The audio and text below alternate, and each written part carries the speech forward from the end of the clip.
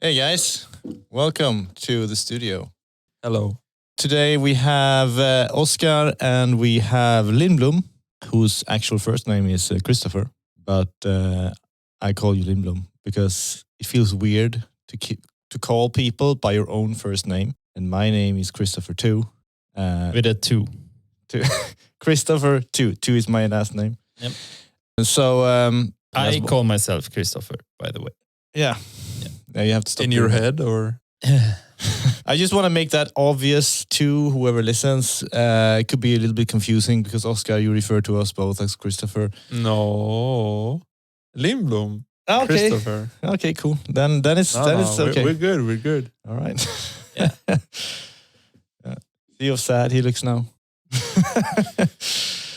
All right. So we were thinking about talking a little bit about data models today. Yep. Because you asked me a question yesterday where you basically said, well, do you remember the question you had? No, I don't actually. I was thinking about it today at lunch. Right. That I know the subject of this podcast, but I could not remember why we came to this subject to begin with. That I can't remember either. But so the question you asked me was, what is the difference between an object and an entity? Right. Yes. Exactly. And I said, let's talk about that tomorrow.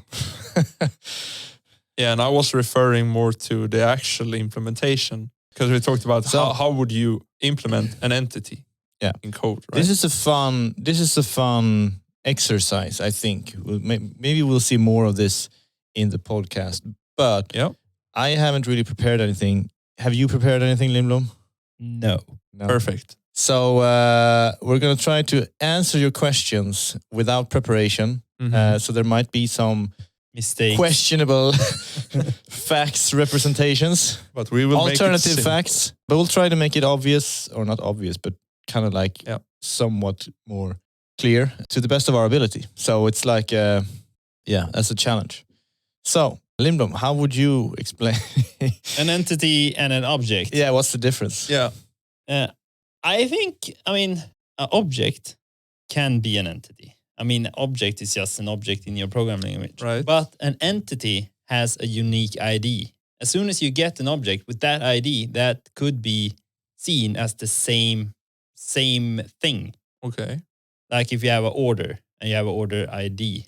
If I get an order ID from a service and I get an order, that will be the same order. It's supposed to be the same because we have an ID.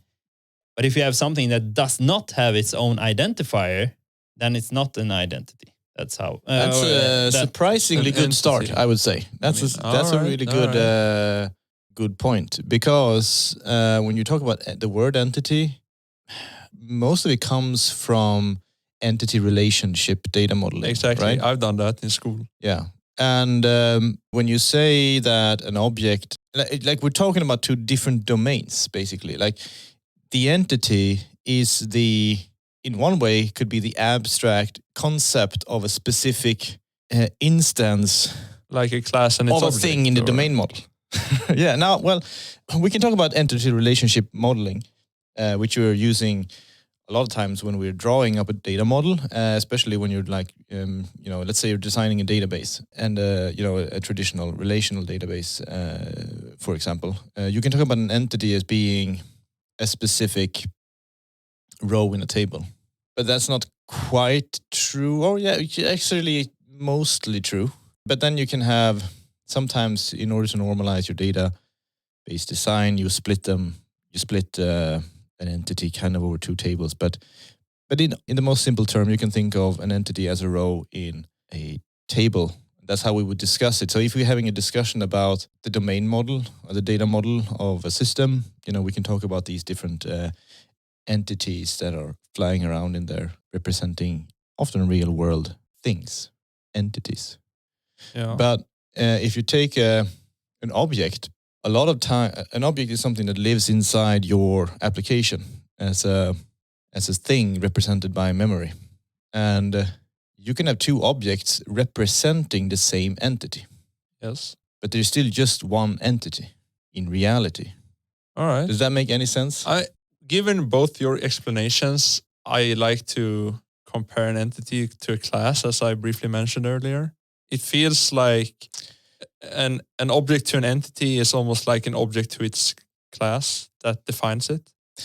In some ways, I mean, I think we're using the word entity, and it can mean slightly different things. Sometimes it just means the definition of an entity. Like I can talk about the order entity as Sure.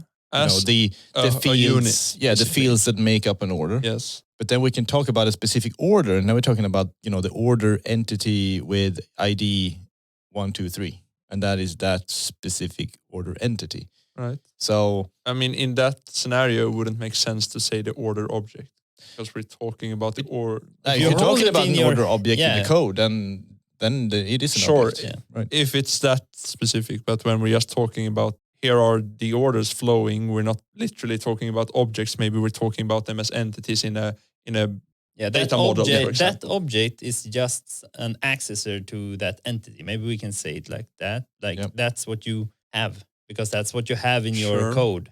That's the code representation of the. So entity. you ask like for that entity, and then you get the Yeah, The the entity object, right? exists as an abstract concept rather. yeah. And Yeah. the And entity. Let's say that your order has some fields on it, and those are also represented by classes. But Mhm. they are not entities because they don't have an ID. They don't stand on their own. They are just like data carriers for the order properties. Right. Like Right. because you said something like a class represents an entity, which it doesn't. It doesn't have to. Yeah. So see entities more as having a unique identifier, and anytime you have that, it doesn't matter which object it is. It's supposed to be the same. If you think about the database per se, if you're thinking about a relational database having a table, that table holds entities, but there is no object involved. Right. An object is just an implementation. It could be a representation of an entity. It could represent many other things. But when you're talking about entities, you're talking about the model itself often from like a business perspective almost. Like the order means something to the business, but the object holding data about an order is just a technical side effect of how you implemented the application. So, and this is where I think it's interesting. There's a vast difference between talking about structuring code versus the domain model, which is often tries to emulate reality or model reality, but often in a simplistic way. But at the same time, they do share a lot in common as well. So, because the object is more like a model of the memory in your computer, while the entity is a model of reality, and it could be implemented in many different ways. It could be a document in a document database. It could be a row in an ER or a relational database. It could be an object in memory of your application. And that kind of brings us to data modeling, or why we call it, sometimes refer to it as domain modeling, because domain modeling is more about creating a representation of reality or whatever problem domain that you're in, while data modeling is more about like, how should we store this data, in our application for whatever goal we might have. Maybe it's performance, we want to do some specific processing. We can slice and dice that data all day long for our different purposes. But the domain model as a specific point is to explain how the application sees the real world in a way. And it quickly becomes quite abstract, even though it could actually be more concrete, because from a developer's standpoint, the domain model is just some mumbo jumbo business thing, maybe. For me, that is. Yeah. But for someone coming from the business, if you start talking about classes and objects and whatever, it doesn't make any sense to them. They're like, I have this order. It sits here on the table, or I have this customer. Yeah, that's the person walking around in the real world. And we attach a name to that customer. We save it in the database, all the properties we care about.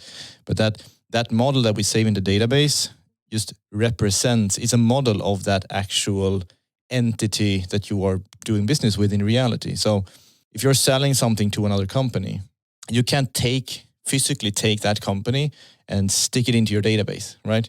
You create a model of that company. Right. And then you say, okay, what do we care about this company? Or like, what are the properties that are important to us? Well, we need to know the name of the company, maybe. Maybe we need to know the address of the company. We want to know which price list this company has when they're buying from us, because they might have a specific price list that they have negotiated.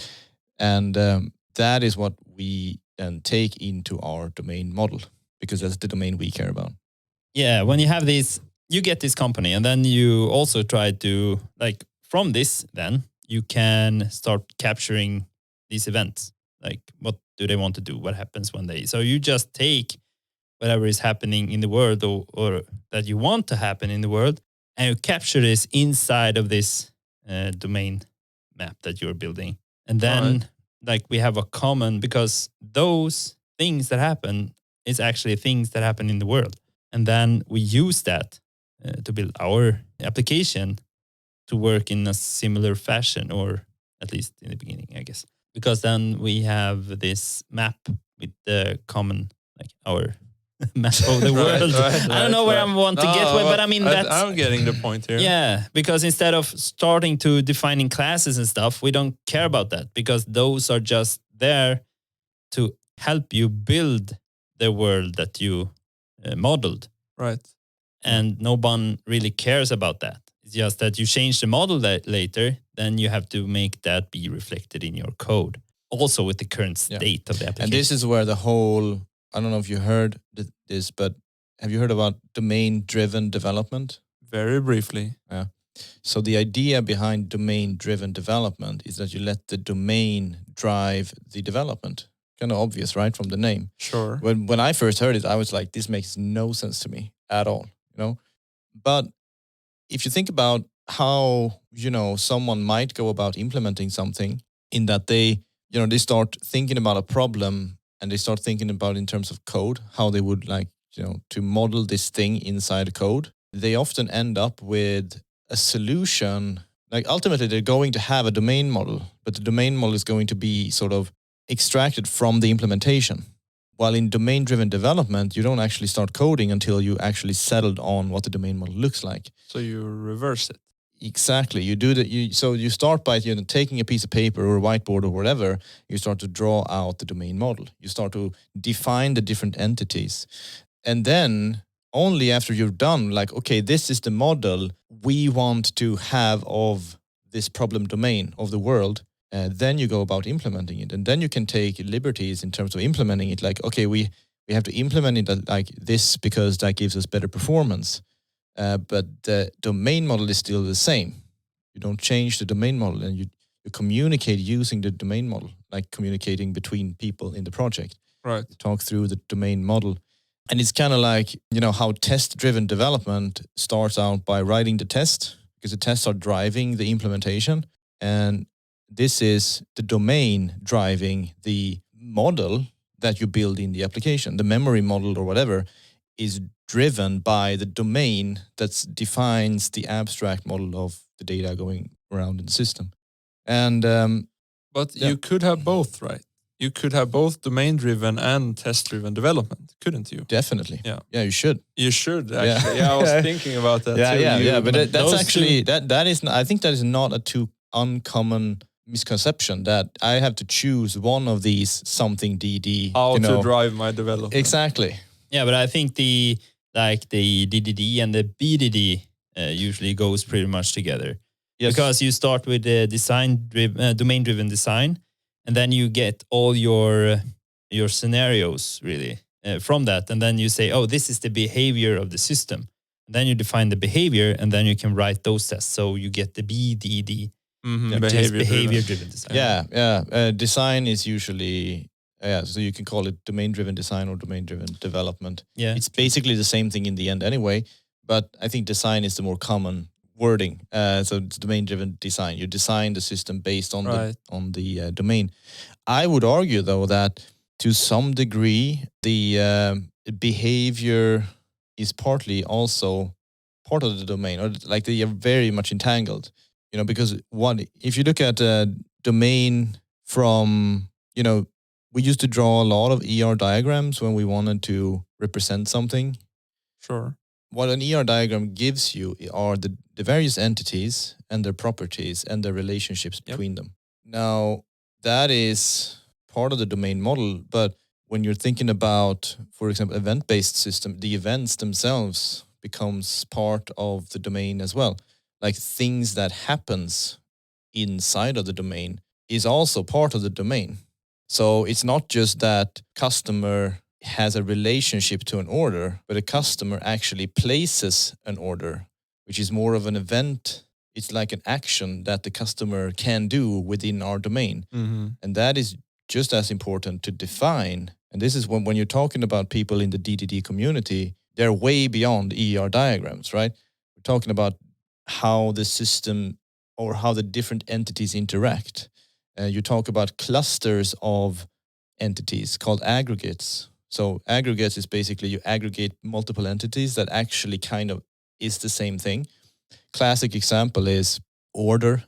So in an ER diagram, you'd have some sort of order entity which has many rows, order rows, right? Sure. But if you want an aggregate of an order contains both the order information and the rows, because the rows cannot live without the order. So you say that the order entity is the aggregate root, and then that is attached to, or then it might have many sort of sub-entities. And the rule is nobody outside the aggregate can reference an entity inside of that aggregate. They have to reference the root of the aggregate. So you can have a relationship with the order firsthand, but you can't have a relationship with a row in that aggregate. And the reason you want to avoid that is basically the aggregate should be free to change in and of itself without having to worry about external relationships.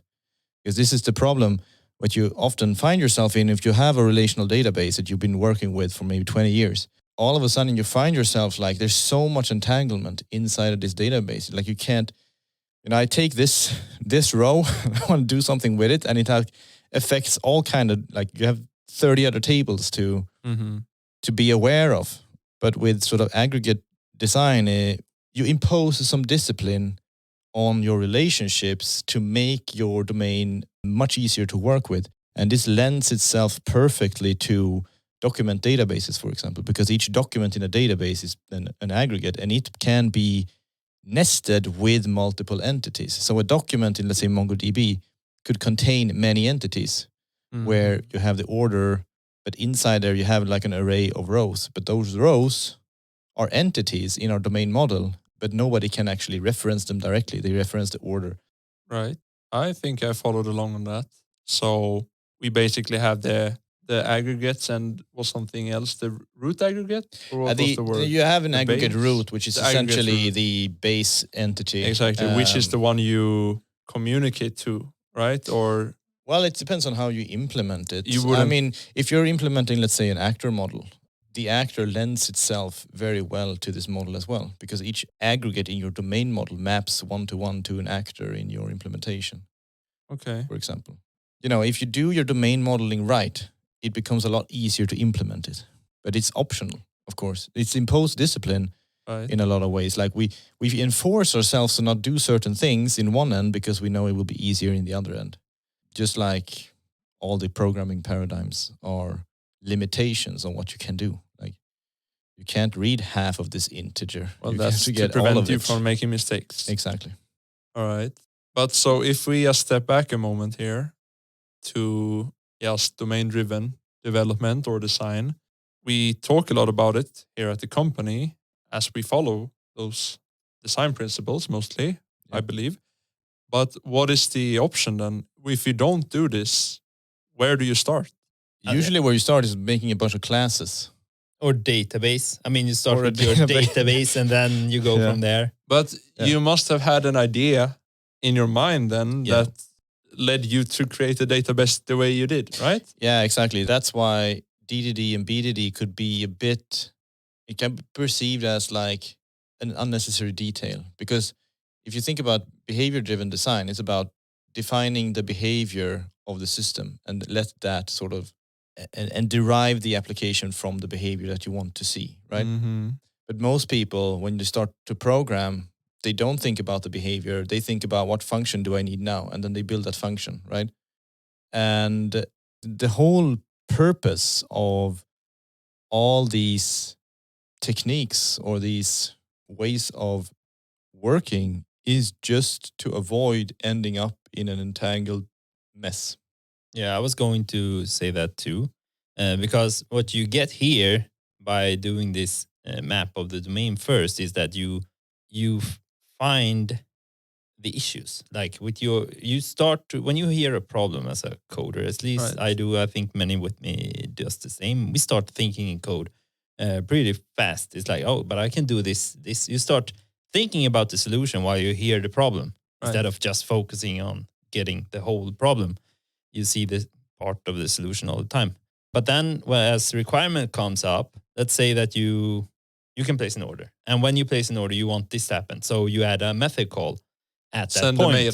Yeah, send mail. So you add place order, and then after that, on the next line, send mail. Yep. Okay, and then you also want to do this, and then you keep adding to that. That means that you are calling more and more services from your class. Right. If you would then, let's say that you instead would have made this using event, then you could say order placed and then send the order number.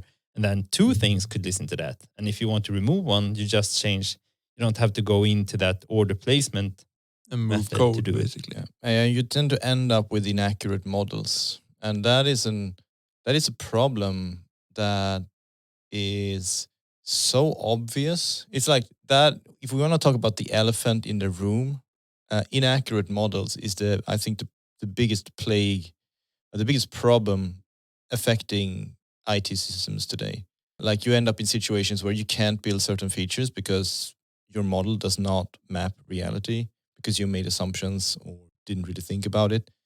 We had an example earlier today, which can be directly derived to this in a way where, just to give the listeners some some perspective, you got a call earlier today, Lindblom, from the postal services saying that they had unintentionally broken your package, which was on the way to your house, and they call you up and say, "Hey, what should we do?" And you send it back to the store where you buy it or where you bought it, and they were like, "Okay, we'll do that." And then, like 10 minutes later, you get an SMS saying, but before that, I send a message home saying there won't be a package. You don't have to sit there and wait anymore. Your personal situation is not the point here. But anyway. Yes, I think it is. Okay, maybe it is. Well, it wouldn't have been a problem if you hadn't done that, sure. But like a few minutes later, you get an SMS saying your package is on the way to your house. Yeah, so I have to send a new message home saying it's not broken anymore. It's coming. Okay. Now, I think people realize the problem here. You talk to customer services. You agree with customer services that they are going to send the package back to the store. 10 minutes later, you get an SMS saying the complete opposite. Yeah. Right? And that's very confusing. Yeah, so I have to call them. Yeah, so you call them up and you ask them what the hell is going on, right? And they said, well, in order to send the package back to the store, we have to load the package onto a truck. Yeah, and as soon as we load the package onto a truck, we send this SMS saying it's on the way to your house. Because the truck is only expected to deliver, not to return. The model that they have does not reflect reality, because the model doesn't take into account that the truck that you actually put the package on might not be the truck that is on the way to your house, right? And this is the kind of problems that you end up with when you have a model which doesn't reflect reality. Mm-hmm. Now, that being said, that doesn't mean that you have to have, for every single problem, you have to have an exact representation of the whole universe, because all models are simplifications. But there's a difference between having a model which is simple versus having a model that is wrong. I think this is like the problem. If we could guess what the problem was here, was that they probably didn't have a warehouse domain expert in the room when they were doing the model, because they could say, oh, but sometimes the packages are bad, and we have to send them back. They only got to part of the way. Yep. They would know that. They would see it in the domain model, because they just talk about what they do all day. You just You ask them, what do you do then? And what do you do? What happens then? And they just answer these questions. And all of these gets captured. And those that is a perfect segue into another concept, which you often hear about in the DDD space, called the domain expert.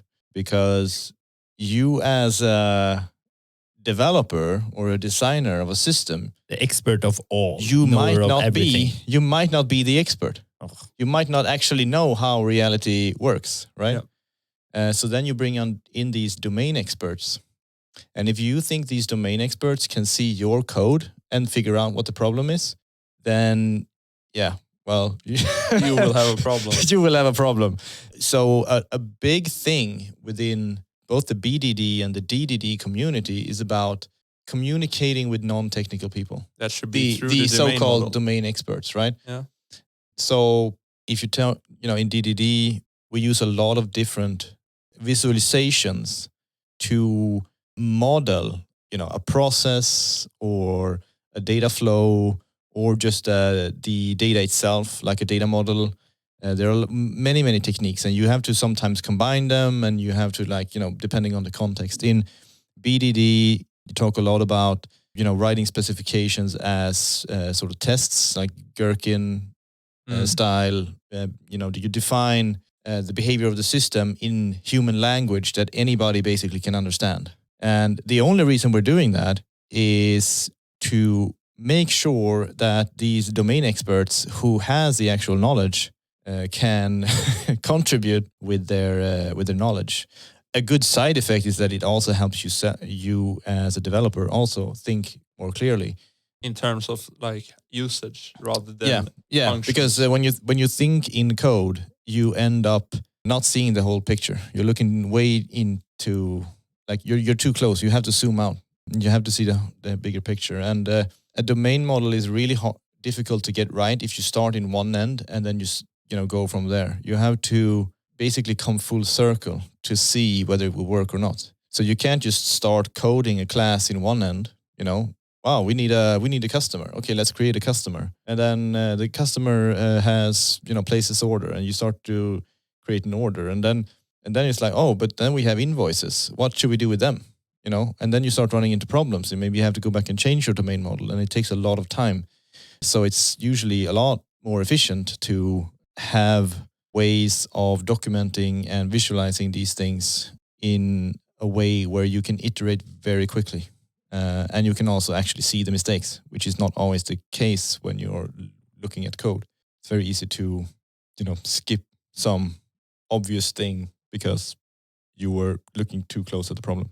Yeah, and also without this, the domain expert that we talk about, they are not expert as in a doctor or something. They are just expert at being themselves in their regular job, in their regular situation. Seeing things that the people who designed that situation did not think about, because those warehouses or those marketing areas, I don't know what it's called, but groups of people who do that, the people who put them together, their job, they haven't done it lived in the chaos probably. Mm-hmm. So they the process they think they are following is probably not the process they are following exactly. And when we code, we are pretty exact because the code runs as the code runs. Yeah, it's also a great way of discovering unknown unknowns, which are things you didn't even know that you didn't know.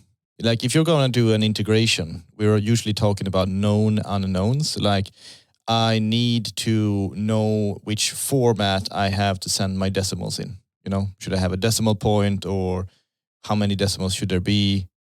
We don't know the answer to those questions, but we know that it's a question that we need to ask. But if you're looking at more like in a space where you have to develop a system to support someone in their daily work, you often find a lot of unknown unknowns, like things you couldn't even imagine asking for, right? So and then there are a lot of techniques to kind of smoke those things out by sitting with a domain expert and walking through the process.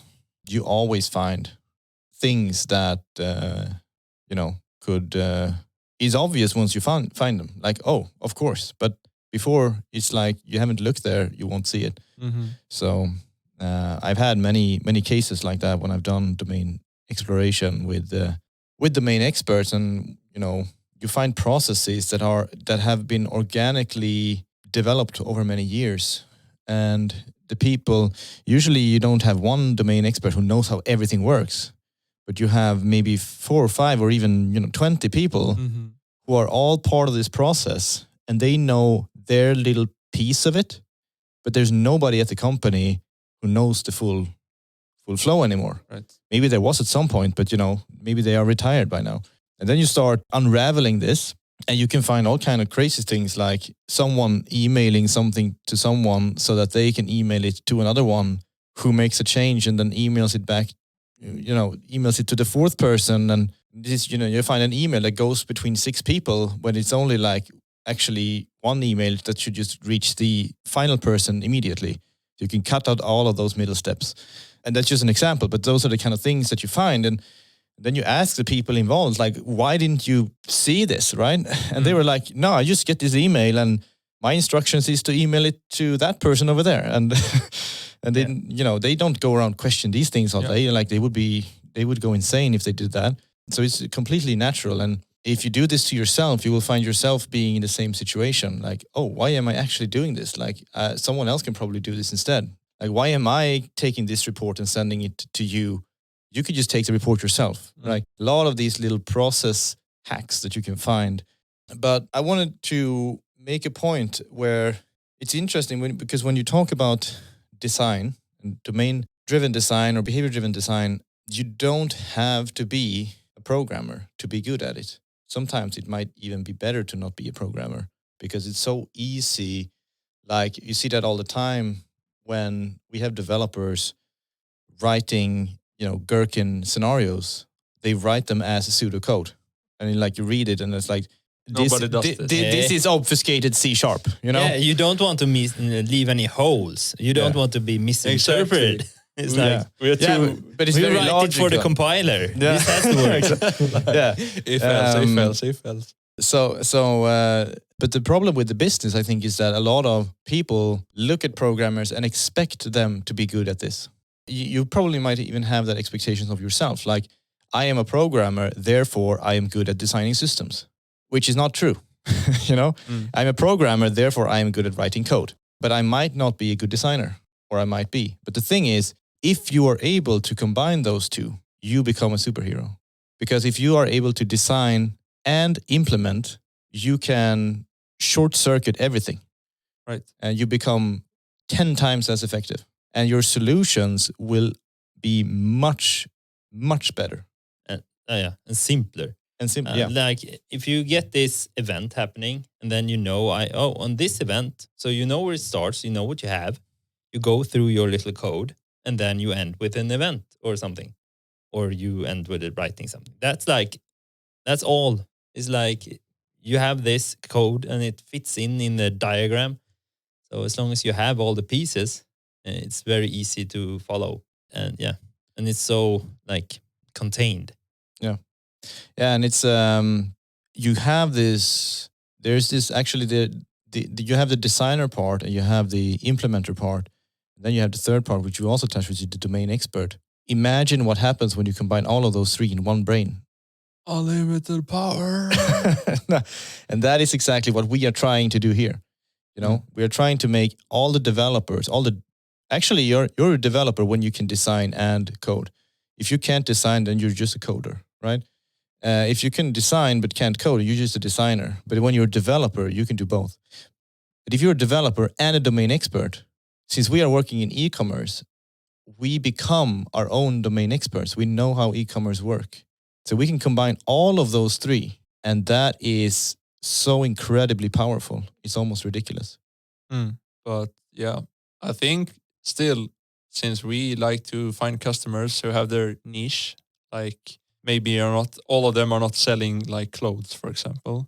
There's still parts of the domain that might be undiscovered by us because we don't have previous experience with that type of commerce. Yeah, but it's like you're at a specific level. It's like it's not yes or it's not binary, right? Yeah, you can be a 10% domain model or the domain expert. You can be like, maybe I'm missing some parts of your business, but I know about, I already know how 80% of it works. So we don't have to walk through that. We can focus on the very specific things that differentiate you from others. And you wouldn't even be able to see that if you weren't somewhat of a domain expert yourself. You wouldn't even be able to differentiate, like, what is it that makes this company different from other companies? Where do they find, their reason for existing even? Where do they beat their competitors? And that's, that's what you should strive for. Yeah, but I mean, we work with them. We don't work for them. So they are taking care of knowing their domain also, and they are like good at e-commerce too. Yeah. But then, like, we come in with our portion of the e-commerce stuff too. So yeah, exactly. It's like but it's really easy to visualize. Like, would you, if you were to build a car, would you want to have a mechanic or a mechanical engineer, let's say, who has been designing bicycles all their life?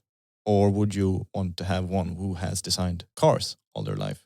Even if it's your car, you're going to build this car and it's going to be a unique car. But who do you want to pick for the engineering part? The person who understands most of what makes up the, general concept of a car, or someone who knows how to build, the best bicycles in the world? I would pick the one with the car. Probably. Yeah. Even if the other guys has better principles and better like knowledge in general, it's too specific. Yeah, well, then I would take both. But but it's if you look at the industry that we are in, software development, you don't see this kind of specialization all that much. Like, a lot of firms are doing everything because they think the value of what they're doing sits in the fact that they can, for example, code. Or you can find firms that are only doing design. It could be user experience design, but it could be other types of design areas. But they're doing user experience design for any kind of business. It could be within any mobile app versus ERP system. But they are user experience designers, so they do everything. And what we're trying to do is, well, we do all of that, but we'll do it for a specific niche, like e-commerce. That's where we work. So, and I think you will be seeing more of that specialization in the future as well. It's like, you can go to a doctor, but there are many different types of doctors. They are all medical doctors, but some are better at internal organs and some are better at, fixing your ear problems. And I think we need to specialize within the software development community as well, because there's no way that you will be able to know all of it. Exactly. You don't need to know all of it, but I mean, you need to specialize. You need to be a good craftsman. You have to have the craftsmanship of writing good code. But you also have to have the ability to design complex systems. And then you also need to understand your customer. In order to understand your customer, you have to have a bit of domain knowledge. So you cannot expect to be in this business, working with e-commerce and not understanding, the various concepts that we are dealing with. You have to understand conversion theory. You have to understand finance and economics. Like, you have to understand how accounting works to some degree. You have to understand, how to integrate and how to, build stable integrations. But we also have different roles, which are like how much you lean into certain subjects. Oh, like, yeah, of course. Yeah, we do more development than you do, but you do more business development and overall architecture, like helping out. Yeah, but as a team, as a unit, for the team, we can do all of it. Yes. And that's why we have a team. It's like we have a team, like we have the medic, we have the grunt, we have the sniper. I was looking at you, Oscar, and you didn't mean it. When I said grunt. Yeah, but obviously you have specialization in many sort of layers, and you have individual specialization, and then you have the team. But it's one of the keys. But as it goes back to, like, You can have a team of medical doctors who specializes in different things, but they have a common shared understanding of human anatomy, for example. Like there are these basic things that you cannot escape from. You can't say, I don't need to know what an ER diagram is because I'm not a domain designer. Or I don't need to understand the importance of white space in a visual interface because I'm not a designer. Or I don't need to understand the emotions that various colors trigger because I'm not a designer. Or I don't need to understand how a processor works because I'm not a developer. Like there's so many excuses. I think you need to have a basic understanding of all of them in order to become effective. Like if you don't want to become effective, sure. You know, you can specialize. Specialization doesn't mean avoiding everything else. It means knowing a little bit about everything, but then being really good at something. You know, talk about T-shape knowledge, where you have a very broad base, but then you go really deep into one specific area. Because otherwise you wouldn't be able to communicate with someone. Like, how are you going to communicate with a UX designer if you don't know anything about UX? You can't. Exactly. Because you won't even know what to say. Exactly. Exactly. Like you're trying to communicate something about, you know, they talk about this... the contrast between the foreground and background. Exactly. You don't even know what the contrast is. Or why it even matters. So you exactly. have a red text on a blue background or something. Yeah, and you mess up the margins because you don't care, you don't think they matter. There are so many things. You need to have an understanding of the people that you are working with. It's also much easier for you to not mess up the design that you got if you understand why it looks like it does. Yeah.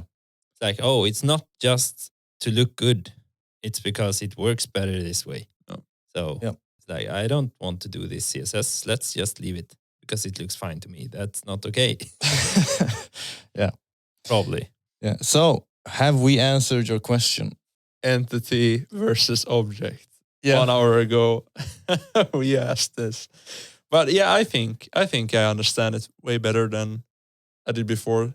As you guys heard, my idea was that I could compare an entity to a class, which obviously is not a one-to-one relation. So that's not true. Yeah.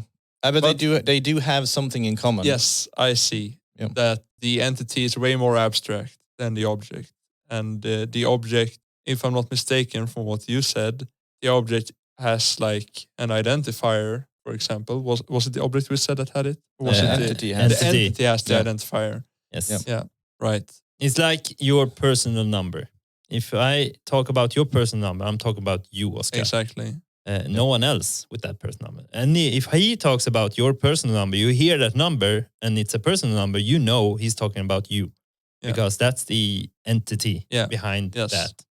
But an Oscar is just any object. Any Oscar. Any instance of human. Yeah. With the name Oscar. Yeah, a human is a class. Yeah. Oscar is an entity. Is one way of putting it. His personal number. Yeah, that Oscar is an entity. It's an instance. But assuming there's only one person in the world whose name is Oscar, we can say Oscar is an entity, a human is a class. Yeah. But on the other hand, you can also say in some context, you may hear that human is an entity because it's the entity type. Yeah, exactly. That also makes sense. Yeah. I mean, but it all depends sort of on the context. Right. Good. Great. See you next time. Bye. Bye.